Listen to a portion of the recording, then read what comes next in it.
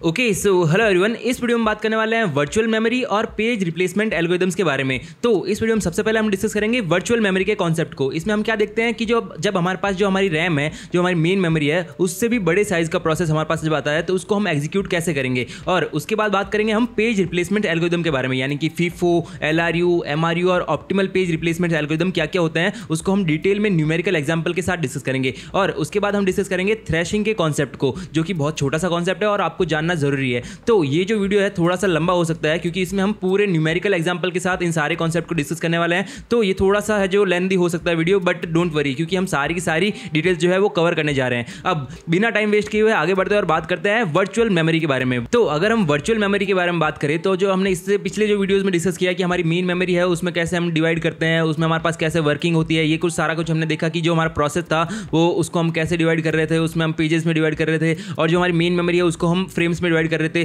तो यहाँ पे क्या हुआ हमारे पास कि हमारे पास जो है हमारी मेन मेमोरी है उसका साइज क्या है, यहाँ पे हमारे पास साइज जो है लिमिटेड है। अगर हम आजकल की बात करें तो 8 GB या फिर 16 GB मैक्स मान लेते हैं। अब 16 GB से भी थोड़ी सी ज़्यादा आने लगी है, but as a normal user के परस्पेक्टिव से देखें तो वो कौन सा अफोर्ड कर सकता है, तो 16 GB तक का वो मोस्टली अफोर्ड कर सकता है। तो हमारे पास यहाँ पे जो है रैम की साइज जो है वो 16 GB तक की है। बट अगर मान लो कि हमारे पास जो प्रोसेस है वो इससे भी बड़े साइज का आ गया, तो हम क्या करेंगे, तो हम उसको कैसे एग्जीक्यूट करेंगे। तो इसके लिए हम देखते हैं वर्चुअल मेमोरी के कॉन्सेप्ट को। अब हमने बात करी थी degree of multi programming. Degree of multi programming का गोल क्या था हमारे पास, maximise number of process in memory for efficient CPU usage. यानी कि हमारे पास जो सीपीयू की यूटिलाइजेशन अगर हम बढ़ानी है तो हमारे पास उसमें जो रैम है उसमें प्रोसेस लाने पड़ेंगे। तो इसको हम बोलते थे डिग्री ऑफ मल्टी प्रोग्रामिंग। अगर हमारे पास रैम ही जो है वो लिमिटेड है, अगर मान लो 16 GB की है और हमारे पास प्रोसेस बड़ा आ रहा है, तो हम इसको कैसे मेंटेन करेंगे। Virtual memory creates illusion of more process present simultaneously. यानी कि वर्चुअल मेमोरी हमारे पास क्या करती है, यहाँ पे एक इल्यूजन क्रिएट करती है कि हमारे पास बहुत ही ज्यादा है जो प्रोसेसेस प्रेजेंट है अभी साइमल्टेनियसली, जब मान लो सीपीयू एग्जीक्यूट करेगा। अब वो कैसे करेगा, हम इसको आगे बहुत ही फर्दर डिटेल में डिस्कस करने वाले हैं कि जो वर्चुअल मेमोरी है वो ऐसा क्या करती है। तो आगे बढ़ते हैं और बात करते हैं how virtual memory works based on logical address space, hard disk storage. अगर हम इसकी बात करें तो processes are divided into fixed size और पेजेस। ये हमने बात कर रखी है कि जो हमारे पास प्रोसेसेस है उनको हमने फिक्स्ड साइज के पेजेस में डिवाइड कर रखा है। Page size is equal to frame size. अब जो हमारे पास जो प्रोसेस था उसको हमने हार्ड डिस्क में डिवाइड कर दिया था, पहले डिवाइड कर दिया था। जो हमारे पास थे उनको पेजेस में कब डिवाइड किया, जब वो हार्ड डिस्क में पड़ा तभी हमने डिवाइड कर दिया। और जब मेन मेमोरी में आया नहीं है उससे पहले मेन मेमोरी में हमने फ्रेम्स डिवाइड कर रखी है। पेज की साइज और फ्रेम की साइज जो है वो इक्वल होती है, ये हमने पढ़ रखा है। Instead of loading the whole process, यानी कि जो हमारे पास पूरा का पूरा प्रोसेस है उसको लोड करने से पहले only required pages are loaded into memory. यानी कि जो हमारे पास अभी जिसकी रिक्वायरमेंट है, अगर आप इसको ऐसे समझे कि हमारे पास एक प्रोसेस है उसमें बहुत ही ज्यादा पेजेस है, कि हमारी जो मेन मेमोरी है उससे भी ज्यादा पेजेस है, तो हम क्या करेंगे, उस पूरे को तो फिट कर नहीं सकते मेन मेमोरी के अंदर। तो हम क्या करेंगे, प्रोसेस में से कुछ जो हमारे पास पेजेस है, वो जो नीडेड पेजेस है वो उनको हम मेन मेमोरी में लेके आएंगे और उसको एग्जीक्यूट कराएंगे। तो ये हमारे पास मेनली कॉन्सेप्ट होता है वर्चुअल मेमोरी का, जिसमें लोकेलिटी ऑफ रेफरेंस को यूज करते हैं। यानी कि pages near the required pages are likely to be access. अगर हम इसको मतलब ऐसे समझे कि अगर मान लो सीपीयू ये डेटा एक्सेस करना चाहता है, मतलब वो पेज तो लाएंगे ही लाएंगे, उसके साथ रिलेटेड जो पेज है वो उनको भी हम जो है मेन मेमोरी में लेके आ जाते हैं। अगर हम इसको इस एनालॉजी से समझे कि एक टीचर है वो क्लास में वाइवा ले रहा है, तो वो किसी को बोलता है कि रोल नंबर 10 को बुला के लेके आओ। तो रोल नंबर 10 को जैसे ही वो बुलाने गया तो उसके साथ साथ 11 12 वगैरह कोई बुला दिया, क्यों, वो आगे उनकी भी नीड पड़ सकती है ना। तो ये इस एनालॉजी से आप समझ सकते हो कि जो हमारे पेजेस है, जिस पेज की रिक्वायरमेंट है उसको तो हमने लिया ही लिया, उसके साथ जो है उससे रिलेटेड पेजेस है उनको भी ले लिया। अब इसका एडवांटेज क्या हुआ हमारे पास, keep some pages of P1 P2 P3 P4। हमारे पास 4 प्रोसेस है, सम पेजेस हमारे पास P1 के रख लिए, कुछ पेजेस P2 के रख लिए, कुछ P3 के, कुछ P4 के रख लिए। अब इसको हमने रख लिए साइमल्टेनियसली। हमारे पास मेमोरी में जैसे मान लो सीपीयू को P1 के इस पेज की जरूरत पड़ी, P3 की, तब हमने सीपीयू को प्रोवाइड कर दिया। P2 के इस पेज की पड़ी तो भी हमने प्रोवाइड कर दिया। बल्कि हमारे पास पूरा प्रोसेस नहीं है मेमोरी के अंदर, कुछ पेजेस ही है इसके, फिर भी हम प्रोवाइड कर रहे हैं। क्यों, अभी हमें पता है कि यहाँ सीपीयू को इसकी नीड है, तो हमारे पास एक इल्यूजन क्रिएट हो गया कि हमारे पास सारे के सारे प्रोसेस जो थे वो मेमोरी के अंदर प्रेजेंट है। तो ये किस में काम करते हैं हम, ये वर्चुअल मेमोरी के अंदर हम काम करते हैं। इसका मैकेनिज्म अगर हम देखें तो इसमें हम स्वैप इन स्वैप आउट का मेथड यूज करते हैं। इसको हम रोल इन रोल आउट भी बोल सकते हैं। जब हम मान लो कि स्वैप इन किसको बोलते हैं, जब हम हार्ड डिस्क के जो पेजेस है उनको हम रैम के अंदर लेके आ रहे हैं और उसको स्वैप आउट कर रहे हैं। रोल आउट क्यों कर रहे हैं, क्योंकि जो हमारा पहले वाला पेज था उसकी नीड कंप्लीट हो चुकी है, वो एग्जीक्यूट हो चुका है और हमें दूसरे पेज की नीड है, या फिर जो हमारे पास रैम है वो पूरी भरी हुई है, उसमें जो पेजेस है उसको रिमूव करके ही हमें नया पेज एंटर कर सकते हैं। तो हमें एक पेज को स्वैप आउट करना पड़ेगा। तो इस प्रोसेस को बोलते हैं स्वैप इन स्वैप आउट। जब हमने हार्ड डिस्क के पेज लेके आए उधर अंदर मेन मेमोरी के अंदर तो उसको बोलते हैं स्वैप इन, और जब हम बाहर लेके जा रहे हैं तो उसको बोल रहे हैं स्वैप आउट, रोल आउट। अब आगे बढ़ते हैं और देखते हैं कि पेज फॉल्ट और उसको हैंडल करने का फंडा हमारे पास क्या है। यानी कि जब इसमें पहला पॉइंट क्या कह रहा है हमारे पास, occurs when CPU request a page not present in main memory. यानी कि हमारे पास जब सीपीयू जो है वो मान लो किसी पेज की रिक्वेस्ट करता है, अब वो सीपीयू जो पेज की रिक्वेस्ट कैसे करेगा, क्योंकि हमने पढ़ रखा है सीपीयू जो लॉजिकल एड्रेस जनरेट करता है, तो जो हमारा MMU है, मेमोरी मैनेजमेंट यूनिट, वो क्या करता है, वो करता है लॉजिकल एड्रेस से फिजिकल एड्रेस में मैप करता है। यानी कि जब हमारे पास जो पेजेस लाइक जिस पेज की रिक्वायरमेंट हमारे पास है, तो उस पेज को हम पहले पेज टेबल की एंट्री में देखते हैं कि वो किस फ्रेम में पड़ा है, उसके बाद हम मेन मेमोरी में चेक करते हैं। तो ऐसे CPU वर्क करता है। तो मानिए कि CPU ने मान लीजिए इस पेज की रिक्वेस्ट करी है, जो उसने लॉजिकल एड्रेस जनरेट किया है वो P1 के पेज का किया है। अब P1 पेज जो है मान लीजिए वो पेज टेबल के अंदर है ही नहीं, वो मान लो वहाँ पे हमने जो उसकी वैलिड और इनवैलिड बिट है जो हमने पहले भी पढ़ रखा है, पेज टेबल में हमारे पास इंडिकेट कर दी कि यहाँ पे इनवैलिड बिट को हमने कर दिया, यानी कि हमारे पास जो है पेज है वो अभी अवेलेबल नहीं है। वो पेज कहाँ पड़ा है, वो पेज मेन मेमोरी के अंदर नहीं है, वो पेज है कहाँ, हार्ड डिस्क के अंदर। तो अगर वो एब्सेंट होगा तो पेज फॉल्ट हमारे पास अकर होगा, यानी कि CPU ने रिक्वेस्ट करी, वो पेज हमें पेज टेबल के अंदर नहीं मिला, तो हमने क्या किया, हमारे पास जो है पेज फॉल्ट अकर हो गया कि वो पेज वहाँ पे एब्सेंट है, वो वहाँ पे है ही नहीं। तब यहाँ पे हमारे पास ऑपरेटिंग सिस्टम का फंडा सामने आ जाता है। अभी हम कब तक कहाँ पे काम कर रहे थे, अभी हम यूजर मोड के अंदर काम कर रहे थे। हमने पढ़ रखा है 2 मोड होते हैं, यूजर मोड और kernel mode. Kernel mode operating system handle करता है, जिसमें हमारे पास क्या होता है, अगर मान लो पेज फॉल्ट अकर हो गया है तो उस पेज को हार्ड डिस्क से वापस मेन मेमोरी में लाना और मेन मेमोरी में लाने के बाद एंट्री करना वापस पेज टेबल में, वो किसका काम है, वो ऑपरेटिंग सिस्टम का काम है। अब यहाँ पे हमारे पास पेज फॉल्ट सर्विस प्रोसेस, अब कैसे होगा ये, CPU ने मान लो एक जनरेट करी रिक्वेस्ट, तो हमारे पास MMU है, उसने चेक किया पेज टेबल के अंदर, पेज टेबल के अंदर क्या पाया कि वैलिड बिट है 0, यानी कि हमारे पास वो जो है पेज अवेलेबल नहीं है। तो वहाँ पे क्या हो गया, एक ट्रैप या फिर बोल सकते हैं इंटरप्ट है वो जनरेट हो गया। तो अब क्या होगा, यहाँ पे हमारे पास कंट्रोल जो है वो स्विच हो गया यूजर मोड से कर्नल मोड में, यानी कि हमारे पास इसको कॉन्टेक्स्ट स्विचिंग भी बोल सकते हैं। फिर OS ने क्या किया, OS ने पहले तो वो परफॉर्म करेगा ऑथेंटिकेशन ऑथोराइजेशन, इसके बारे में भी हमने पढ़ रखा है। अब ऑथेंटिकेशन ऑथोराइजेशन अगर मान लो परफॉर्म कर रहे हैं तो उसमें क्या देख रहे हैं कि जो यूजर है वो हमारे पास जो जिस पेज की रिक्वेस्ट कर रहा है वो लेजिटिमेट यूजर है या नहीं है, या फिर उसको एक्सेस है या नहीं है उस पेज का। तो वो पहले ऑथेंटिकेशन ऑथराइजेशन परफॉर्म करता है। उसके बाद OS क्या कर सर्च करता है कि जो पेज कहाँ पड़ा है, वो हार्ड डिस्क में पड़ा है,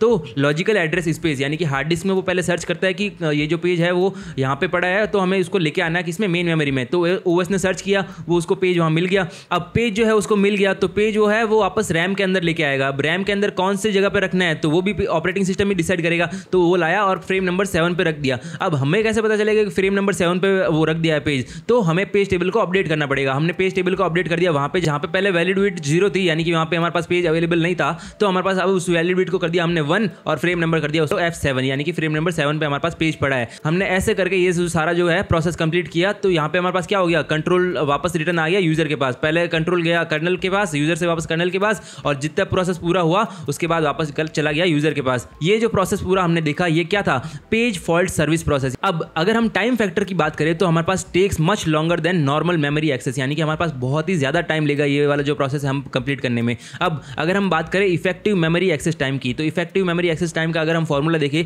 तो P इंटू P क्या है, यहाँ पे P है प्रोबेबिलिटी। प्रोबेबिलिटी क्या है, प्रोबेबिलिटी है जो पेज फॉल्ट जो है हमारे पास अकर होगा। तो 1 - P क्या हो गया, 1 - P हो गया हमारे पास प्रोबेबिलिटी है कि पेज हिट होगा, यानी पेज हिट का मतलब है जो पेज हमारे पास पेज फॉल्ट अकर नहीं हुआ, पेज हमें मिल गया। तो इफेक्टिव मेमोरी एक्सेस टाइम हमारे पास क्या हो गया, P into page fault service time plus 1 - P into main memory access time. Main memory को एक्सेस करने में कितना टाइम लग रहा है, तो ये हमारे पास हो गया इफेक्टिव मेमोरी एक्सेस करने का टाइम, जहां पे हमारे पास P होगी probability of page fault, 1 - P है probability of page hit, main memory access time है वो जो है नैनो सेकंड में होता है, पेज फॉल्ट सर्विस टाइम है वो मिली सेकंड में होता है, यानी कि 1 millisecond 10 lakh nanosecond के बराबर होता है। Too many page faults is equal to system performance degrade, यानी कि हमारे पास जो है बहुत सारे अगर पेज फॉल्ट्स अकर होंगे तो हमारे पास सिस्टम की जो परफॉर्मेंस है वो डिग्रेड होगी। यानी कि हमारे पास जो एक फंडा आता है थ्रेशिंग का, जिसको हम इस वीडियो के लास्ट में भी डिस्कस करेंगे, मैं आपको थोड़ा समझा देता हूं। अगर बहुत सारे पेज फॉल्ट अकर हो रहे हैं तो हमारे पास जो है सिस्टम की परफॉर्मेंस बहुत ही ज्यादा डिग्रेड हो जाएगी, तो हमारे पास वो होता है थ्रेशिंग का कॉन्सेप्ट। अब आगे बढ़ते हैं और बात करते हैं पेज रिप्लेसमेंट एल्गोरिथम्स के बारे में। तो used when all frames are full and all new pages need to brought in, यानी कि हमारे पास जो सारी की सारी फ्रेम्स थी वो फुल हो गई और हमें जो है नए पेज लेके आने हैं, यानी कि जो हमारे पास जो पुराने पेजेस है उनको निकालना है और नए पेज को हमें लेके आना है। तो उसके लिए हमारे पास क्या है, कुछ मेथड्स है। कौन कौन से मेथड्स है, फीफो हो गया, ऑप्टिमल हो गया, LRU हो गया, MRU हो गया, ये सारे जो मेथड्स है हम लोग यूज करते हैं। तो वो कैसे यूज करते हैं हम आगे डिस्कस करेंगे। गोल है decide which page to remove, हमें डिसाइड करना है कौन से पेज को रिमूव करें ताकि हमारी जो परफॉर्मेंस है वो बनी रहे। तो हमारे पास कुछ एल्गोरिथम्स है, फीफो, ऑप्टिमल, LRU, MRU, इन सबको हम यूज करते हैं। अब एक एक करके देखते हैं इनको कैसे यूज करते हैं। सबसे पहले बात करते हैं फीफो, यानी कि फर्स्ट इन फर्स्ट आउट। नाम से पता चल रहा है कि जो हमारे पास पहले जो आया पेज उसको हम निकाल देंगे, जो हमारे पास सबसे पहला आया उसको निकाल दो। First in first out. Point भी यही है कि replace the oldest page in memory.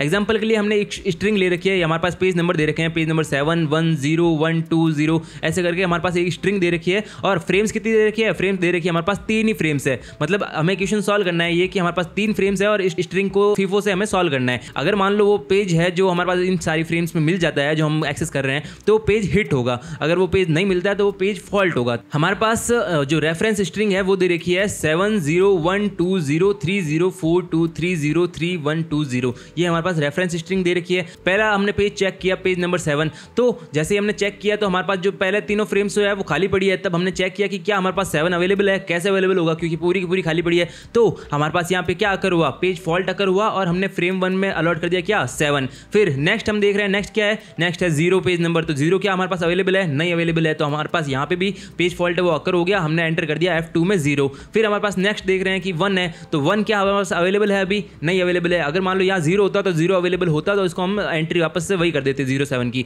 F3 में जाने की कोई जरूरत नहीं थी। बट अगर हमारे पास अभी 1 आ चुका है तो हम क्या करेंगे, जो 1 है उसकी एंट्री कर देंगे और ये भी हमारे पास हो गया पेज फॉल्ट। अब नेक्स्ट कौन सा पेज नंबर है, नेक्स्ट हमारे पास 2।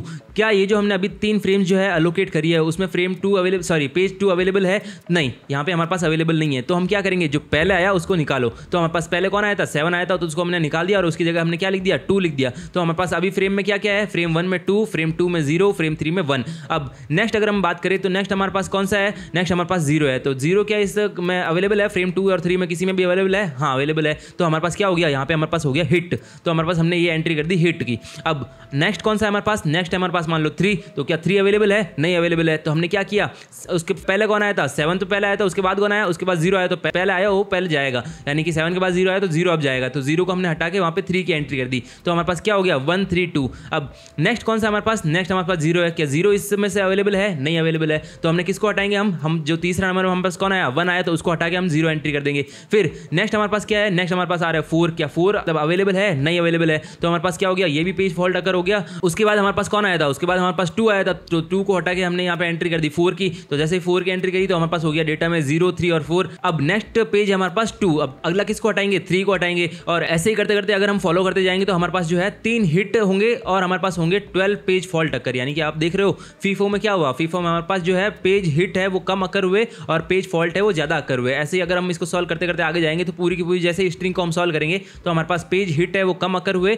और पेज फॉल्ट है वो ज्यादा आए हमारे पास। तो हमने क्या किया, अगर हमें रेशियो निकालने का भी बोल दे कि हमारे पास हिट रेशियो और ये क्या होगा, तो हिट रेशियो क्या होता है, number of hits upon number of references. Hit हमारे पास हुए कितने, 1 2 3 3 हिट हुए हमारे पास। Number of hits upon number of references, references में कितने हैं 1 2 3 4 5 6 7 8 9 10 11 12 13 14 15। तो 3/15 तो ये हमारे पास आ जाएगा हिट रेशियो। आगे बढ़ते हैं और बात करते हैं कि इसमें हमारे पास एक प्रॉब्लम आती है। क्या प्रॉब्लम आती है कि अगर आप सोच रहे हो कि हमारे पास अगर हम फ्रेम का साइज बढ़ा दे तो हमारे पास जो है पेज हिट का रेशियो वो ज्यादा आ जाएगा। तो इसको हम कैसे सॉल्व करते हैं, हमारे पास एक बेलाडीज एनोमली आती है जिसमें हम ये सॉल्व करते हैं। एक हमारे पास स्ट्रिंग दे रखी है 1 2 3 4 1 2 5 1 2 3 4 5। अब अगर हमारे पास ये स्ट्रिंग दे रखी है तो हम इसको अगर सॉल्व करने बैठते हैं तो नॉर्मल अगर हम 3 फ्रेम से सॉल्व करें तो 3 फ्रेम से अगर हम सॉल्व करेंगे तो 1 को पहले डाल दिया, 2 को पहले डाल दिया, फिर 3 को डाल दिया। तो तीनों में हमारे पास पेज फॉल्ट अकर हो गया। फिर क्या 4 अवेलेबल है हमारे पास, नहीं अवेलेबल है। तो हमने जो पहला आया उसको हटाया और 4 डाला, वहां पे भी हमारे पास पेज फॉल्ट है वो अकर हुआ। फिर हमारे पास 1 है तो 1 क्या अवेलेबल है प्रेजेंट डेटा में, नहीं अवेलेबल है। तो वहां पे भी हमारे पास पेज फॉल्ट अकर हुआ। और फिर क्या हमारे पास 2 अवेलेबल है, नहीं है। तो हमारे पास जैसे जैसे करते जाएंगे हम इस क्वेश्चन को सॉल्व तो हमारे पास इस स्ट्रिंग में हमारे पास 3 हिट जो है वो हो जाएंगे हमारे पास अकर। तो 3 हिट जैसे हमारे पास आए तो हमारे पास पेज फॉल्ट कितने आ गए, पेज फॉल्ट हमारे पास 9 आ गए। तो अगर हम बेलाडीज एनोमली की बात करें तो हमने 4 फ्रेम ले लिए एक बार। तो अब आप सोच रहे हो कि अगर हमने फ्रेम नंबर बढ़ा दिया है तो हमारे पास जो डेटा सर्चिंग में हमारे पास अवेलेबल होने चाहिए। तो अगर मैं इस स्ट्रिंग को डालूं यहाँ पे तो हमारे पास क्या हो रहा है कि हमने 1 डाल दिया, 2 डाल दिया, 3 डाल दिया और 4 डाल दिया। तो हमारे पास क्या हो गया 4 पेज फॉल्ट अकर हो गए। उसके बाद नेक्स्ट कौन सा है, नेक्स्ट हमारे पास है 1 2 3 4 1 है हमारे पास। तो क्या 1 अवेलेबल है, हाँ अवेलेबल है। तो हमारे पास हिट हो गया। फिर हमारे पास क्या है, फिर हमारे पास है 2। तो 2 क्या अवेलेबल है, फिर हमारे पास ये भी सेकंड टाइम हिट हो गया। अब अगला क्या है, अब अगला हमारे पास है 5। क्या 5 अवेलेबल है, नहीं। तो हमारे पास फर्स्ट इन फर्स्ट आउट क्या कहता है, जो पहला है वो पहले जाएगा। तो 1 को हमने निकाला और 5 को इंसर्ट किया। ऐसे करते करते अगर हम इसको सॉल्व करते तो हमारे पास जो ये 2 हिट अभी हमने देखे वो 2 हिट ही अकर होंगे, बाकी सबको हमें निकालना ही पड़ेगा। जो फर्स्ट आए उसको फर्स्ट निकालो। तो ऐसे करते करते अगर हम देखें तो हमारे पास जब 4 फ्रेम्स थी हमारे पास हिट्स कितने हुए 2 और पेज फॉल्ट हुए 10। जब हमारे पास जो है फ्रेम्स 3 थी तब हमारे पास कितने हुए,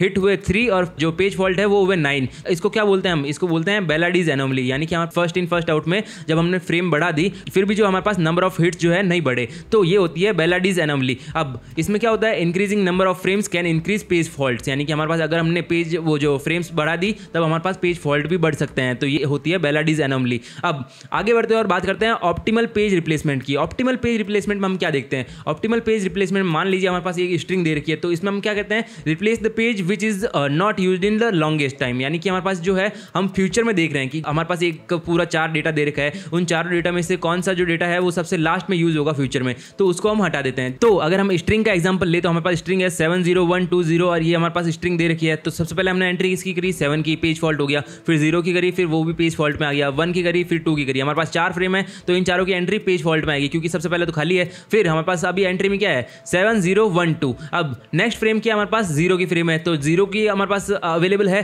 तो हमारे पास अवेलेबल है, तो हमारे पास जो है वो हिट हो गया, तो हमारे पास ये सेम की सेम वापस रहेगी, वो कॉपी हो जाएगी। फिर उसके बाद नेक्स्ट है 3, क्या 3 अवेलेबल है? नहीं है अवेलेबल, तो हम क्या करेंगे? नेक्स्ट फ्यूचर में देखेंगे। फ्यूचर में क्या देखेंगे कि ये जो अभी हमारे पास 2107 है उनमें से सबसे लास्ट में कौन यूज कर हो रहा है, तो हमने फ्यूचर में जैसे दिखा तो हमारे पास 0 भी आ गया, 2 आ गया और उसके बाद जो है 1 भी आ गया। सबसे लास्ट में कौन सा आ रहा है? 7 आ रहा है। आपको जो है सबसे लास्ट मतलब स्ट्रिंग के लास्ट में नहीं देखना है, आपको जो जहां पे आप खड़े हो, आप 4 पे खड़े हो, तो आप उस नेक्स्ट देखोगे कि हाँ 2 आ रहा है, 1 आ रहा है, 0 आ रहा है, तो 7 कहाँ आ रहा है? 7 सबसे लास्ट में आ रहा है। तो जब 7 सबसे लास्ट में आ रहा है तो 7 बहुत बाद में यूज होगा, तो हमें जो है 7 को ही हटाना है। तो जैसे हमने 7 को हटाया तो हम क्या लिखेंगे? वहां पे हमारे पास 3 पे खड़े थे, हम लोग 3 पे खड़े थे, तो 7 को हटा के वहां पे 3 लिख दिया, तो अब हमारे पास क्या हो गया?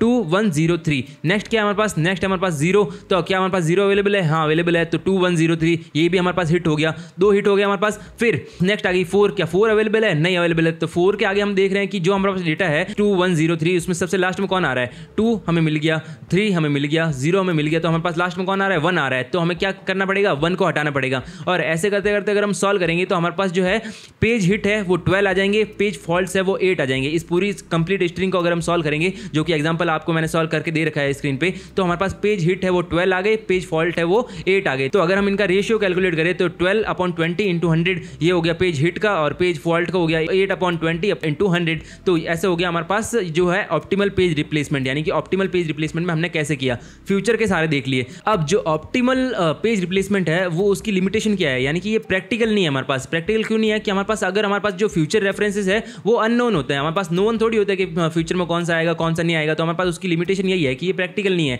बस हम न्यूमेरिकल सॉल्व करने के लिए इसको सॉल्व करते हैं। अब आगे बढ़े और देखिए LRU और MRU। तो LRU और MRU के फुल फॉर्म क्या है? लीस्ट रिसेंटली यूज्ड और मोस्ट रिसेंटली यूज्ड, यानी कि जब LRU की बात करेंगे हम तो पास्ट में जाके देखेंगे कि पास्ट में लीस्ट रिसेंट कौन यूज हुआ है, यानी कि जो 4 एंट्रीज हमारे पास अवेलेबल है उनमें से लीस्ट कौन सा जो है यूज हुआ है, उसमें से हम देखेंगे हाँ ये वाला जो है वो लीस्ट यूज हुआ है, तो उसको हम हटा देंगे। और मोस्ट रिसेंटली यूज में हम क्या देखेंगे? मोस्ट में देखेंगे कि जो जब हम जिस पॉइंट पे खड़े हैं उससे पहले कौन सा यूज हुआ, उसकी अभी आगे नीड नहीं होगी तो उसको रिमूव कर देते हैं। अब इसको हम एग्जांपल से बहुत अच्छे से समझते हैं। लीस्ट रिसेंटली यूज में हमारे पास क्या कह रखा है? Replace the page least recently used. अब हमारे पास सेम एग्जांपल दे रखा है 701203 वाला, ये जो एग्जांपल है हमने दे रखा है। तो यहाँ पे हमने क्या किया? 7 को एंटर किया, 0 को एंटर किया, 1 को एंटर किया और 2 को एंटर किया, 4 पेज फॉल्ट हो गए। अब नेक्स्ट फ्रेम हमारे पास कौन सी है? 0 है, क्या 0 अवेलेबल है? हमारे पास 0 अवेलेबल है, तो हमने वहां पे जो है वापस से सेम लिख दी 2107। अब नेक्स्ट फ्रेम कौन सी है? 3 है, तो 3 क्या अवेलेबल है? नहीं अवेलेबल है, तो हम देखेंगे कि जो 2107 है उसमें कौन सा डेटा है वो लास्ट में कौन सा आ रहा है। तो हमने देखा 2107 में कौन सा आ रहा है? 0 आ गया,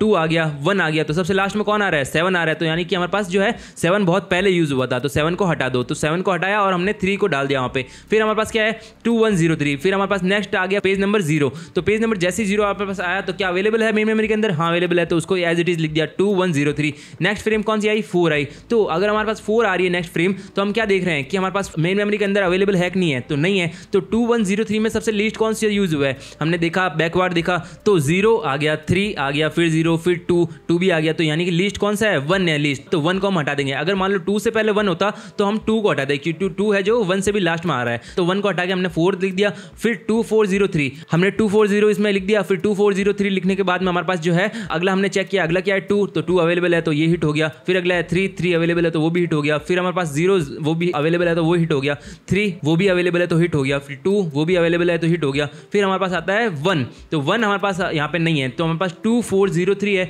2403 में से कौन सा लीस्ट यूज हुआ है? 2 आ गया, 3 आ गया, 0, 4 जो है सबसे लीस्ट यूज हुआ है, तो 4 को हमने यहाँ से हटा दिया और वहाँ पे लिख दिया 1। तो ऐसे ऐसे करके हम इसको लीस्ट रिसेंटली यूज में हम सॉल्व करते हैं। तो हमारे पास फॉल्ट कितने आ गए? फॉल्ट आ गए 8 और हिट्स हो गए हमारे पास 12। तो हमारे पास इसका एडवांटेज क्या है कि बेटर देन FIFO, यानी कि हमारे पास FIFO से बेटर देन कौन आ गया? हमारे पास लीस्ट रिसेंटली यूज। अब अगर हम मोस्ट रिसेंटली यूज की बात करें तो मोस्ट में क्या होगा? मोस्ट में भी सेम एग्जांपल अगर हम ले तो 7 हमने एंटर कर दिया, 0 कर दिया, 1 कर दिया, 2 कर दिया, हमारे पास 4 जो है फॉल्ट आ गए, उसके बाद 0 जो है वो है ही है तो वो हिट हो गया। नेक्स्ट फ्रेम हमारे पास क्या है, नेक्स्ट फ्रेम हमारे पास 3 है, तो हमने डेटा में चेक किया क्या 3 अवेलेबल है 2107 में, नहीं अवेलेबल नहीं है, तो हम किसको हटाएंगे, जो इससे पहले यूज हुआ है, यानी कि 3 हमारे पास आ गए, हम 3 से पहले कौन सा यूज हुआ 0, तो हम उसको हटाएंगे। क्यों, मोस्ट रिसेंटली यूज। अगर मान लो हम ये मान के चल रहे हैं सीपीयू को 0 की जरूरत पड़ गई पेज नंबर की, तो आगे नहीं पड़ेगी, तो हमने 3 को एंटर कर दिया। अगली फ्रेम कौन सी आ गई हमारे पास 0 आ गई, तो उससे मोस्ट रिसेंटली कौन है 3 है, तो 3 को हटा के 0 का एंटर कर दिया। ऐसे करते करते हमारे पास इसको सॉल्व करते हैं मोस्ट रिसेंटली यूज्ड को, तो हमारे पास यहाँ पे हिट कितने हो गए,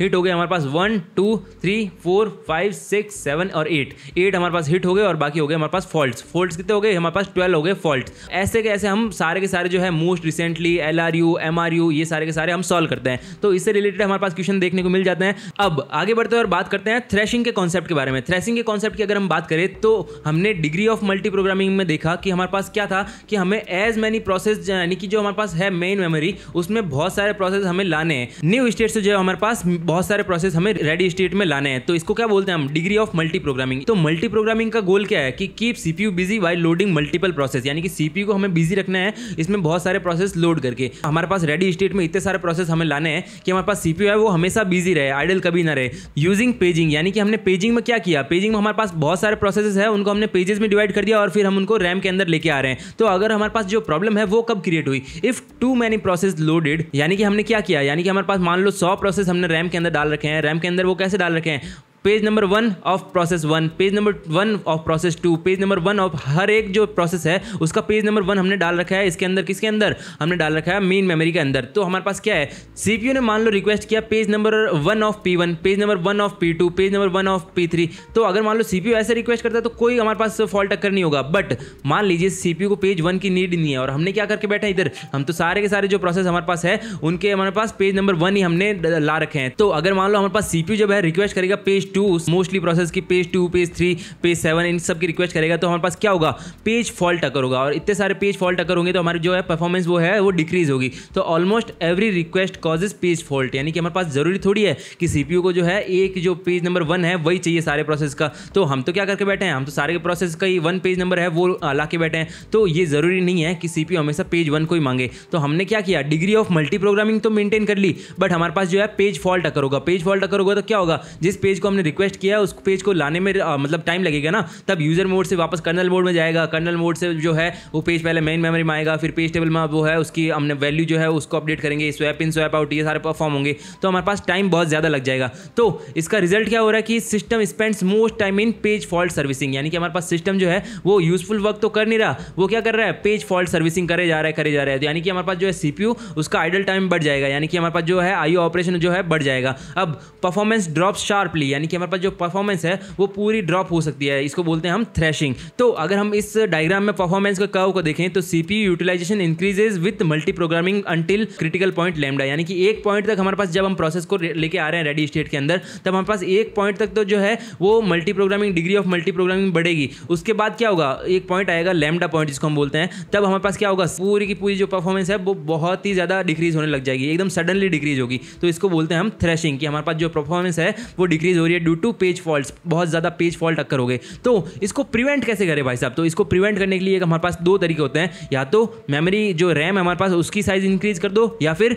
डिग्री ऑफ मल्टी प्रोग्रामिंग को कंट्रोल कर लो। अगर हम मेमोरी साइज की बात करें तो अगर हमारे पास मोर रैम होगी, हमारे पास ज़्यादा रैम होगी, तो हमारे पास पेजेस है वो मेमोरी में बहुत ज़्यादा लेके आ जाएंगे और बहुत ज़्यादा प्रोसेस भी हमारे पास आ जाएंगे, यानी कि हमारे पास जो है पेज फॉल्ट कम अकर होगा। पर हमारे पास यहाँ पे लिमिटेशन क्या है, हम जो है रैम की साइज को नहीं बढ़ा सकते, क्योंकि हमारे पास ये कॉस्टली होगी बहुत ज़्यादा। एज ए यूजर प्रोस्पेक्टिव से सोचें तो अगर हम रैम को बढ़ा देते हैं तो हमारे पास बहुत ज़्यादा कॉस्ट उसकी बढ़ जाएगी, तो हम ये नहीं चाहते। तो सेकंड सॉल्यूशन क्या है, control degree of multi programming, यानी डिग्री ऑफ मल्टी प्रोग्रामिंग को कंट्रोल कर लो। कैसे, हमने पढ़ रखा है पहले कि न्यू स्टेट से रेडी स्टेट में लाने के लिए कौन काम करता है, लॉन्ग टर्म शेड्यूलर। जो हमने 3 शेड्यूलर पढ़े थे, long term scheduler, medium term और शॉर्ट टर्म शेड्यूलर, तो उसमें से जो लॉन्ग टर्म था वो क्या डिसाइड करता है, वो कितने प्रोसेस हमें रेडी स्टेट के अंदर लाने हैं। तो क्या हम उसको कंट्रोल कर सकते हैं कि हाँ जो तू है जो लॉन्ग टर्म शेड्यूलर, वो अभी जो है हमारे पास इतने से कम प्रोसेस ही लेके आ और इनके पेजेस ज़्यादा लेके आ। तो मेंटेन ऑप्टिमल लेवल, यानी कि हमारे पास अगर हमें ऑप्टिमल लेवल जो मेंटेन करना है तो हमें लॉन्ग टर्म शेड्यूल को हमें कंट्रोल करना पड़ेगा। तो अगर हम बैलेंस बनाते हैं, enough process to keep CPU busy but not cause thrashing, यानी कि अगर हमें थ्रैशिंग नहीं लानी है तो हमारे पास पेजेस बहुत सारे आए, मतलब बहुत सारे इन द सेंस कि जो पेजेस हमें रिक्वायर्ड है वो आए और प्रोसेस भी बहुत सारे हम उसमें लाए, तो हमारे पास डिग्री ऑफ मल्टी प्रोग्रामिंग भी मेंटेन हो गई और हमारे पास प्रोसेस भी बहुत ज़्यादा आगे। इसमें हम बैलेंस कर रहे हैं हमारे पास, जिसमें हमारे पास क्या है, सीपीयू हमारे पास थ्रैशिंग नहीं हो रही, हमारे पास परफॉर्मेंस बढ़ रही है। तो सम ओएस यूज एडेप्टिव एल्गोरिदम, इसमें हमारे पास एल्गोरिदम क्या यूज करते हैं हम, मॉनिटर पेज फॉल्ट रेट, यानी कि पेज फॉल्ट रेट को हमने मॉनिटर कर लिया। अगर मान लो बहुत ज़्यादा हाई आ रही है तो हमारे पास जो है रिड्यूस एक्टिव प्रोसेस, यानी कि हमारे पास जो एक्टिव प्रोसेस है उनको रिड्यूस कर देंगे हम। अगर बहुत ज़्यादा लो आ रही है तो अलाउ मोर प्रोसेस, यानी कि बहुत ज़्यादा प्रोसेस हम उसको अलाउ करेंगे। तो ये फंडा था थ्रैशिंग का, एल्गोरिदम्स का, जो हमने देखे कि पेज रिप्लेसमेंट एल्गोरिदम कैसे करते हैं हम लोग, और जो है पूरा की पूरा वर्चुअल मेमोरी में हम कैसे काम करते हैं। तो इस वीडियो के लिए बस इतना ही, मिलते हैं हम नेक्स्ट वीडियो में, तब तक के लिए बाय बाय।